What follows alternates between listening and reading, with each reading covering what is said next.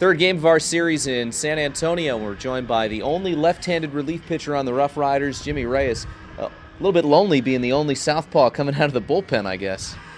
Yeah, I think this is the third year in a row, though, so I'm pretty used to it by now. Well, that's amazing. It seems like throughout the rest of this league, there haven't been too many lefties except for the San Antonio team. So you're in high supply and probably only bodes well for you as you move up through the system.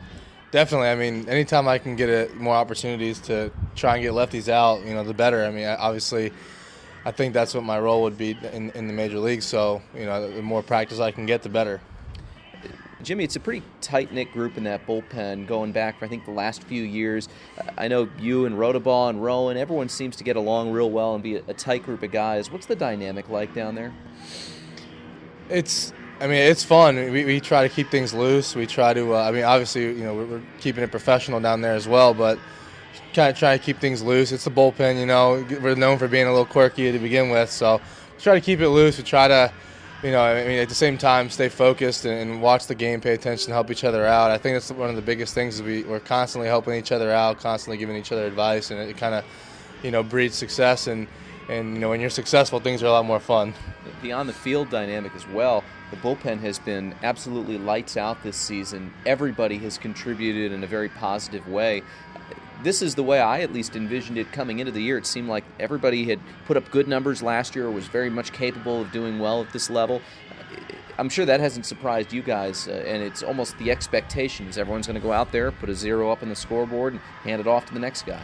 Absolutely, and it comes from the first year I got drafted. We threw the bullpen did well as a group then, and in Hickory and in Myrtle Beach, and now here in Frisco, and I think we've all kind of gotten used to being a productive group and not having to be put on the back burner and be, oh great, another bullpen guy's coming in. I think we take pride in being a strong group. You seem to have made the adjustment early on pretty well to this next level of baseball, first time in Double-A. How have you felt like the competition has increased in terms of quality, and how have you tried to make that adjustment coming from Myrtle to here? Well, pitching in the fall league this past offseason really helped. Facing a lot of those Double-A and Triple-A hitters, it kind of gave me the confidence and said, okay, I can, I know what it's like to face, these types of hitters, and I know what to expect, and that kind of, I guess, put me ahead a little bit.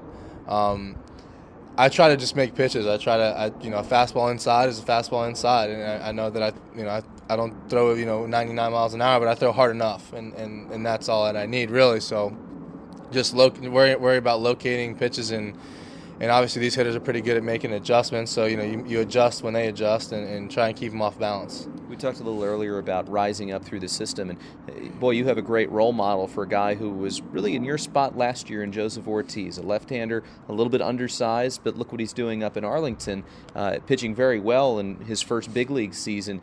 Is that someone that you almost model yourself after, even if you guys are a little bit different in terms of the type of pitcher?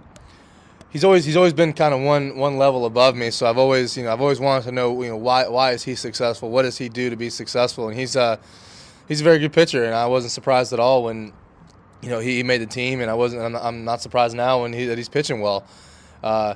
We are similar in stature, and we're similar in our velocities and the kind of stuff that we have. But obviously, I haven't really talked too much with him, so I don't know exactly what his philosophies are as far as setting hitters up and what he throws to hitters. But it's kind of you can't avoid making the comparison. You're not the biggest guy, but you do have a big arm. Have you always had that big arm coming up, and did you always know that you were going to be a pitcher? No, actually, I as a freshman in college, I probably sat 83, 84, 85.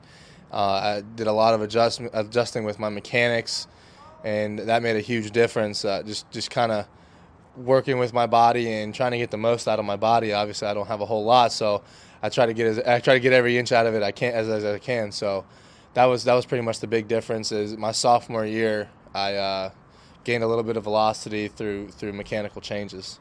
You went to Elon. You're a Miami guy. How did the path take you from South Beach up to Central North Carolina? That is not the express route with so many good schools in the state of Florida. Well, I knew I wanted to go to a southern school. I wanted to get out of Miami. I wanted to be on my own. I wanted to go to a college town, and Elon was definitely that with only 5,000 undergrad. I loved every minute I was there, and actually I found out about it through Elon, through someone I was playing summer baseball with, and he actually was going to Elon. He convinced the coaches to come down and see me, and I was lucky enough to pitch well that day, and they offered me a scholarship. And once I went on the visit, I think, you go Friday, Saturday, Sunday, and after Saturday, I told my parents this is where I want to go. They hadn't even finished up the visit. I knew where I wanted to go. It's a great little campus up there. Now, you were part of the group that this morning went to SeaWorld here in San Antonio, got a behind-the-scenes look.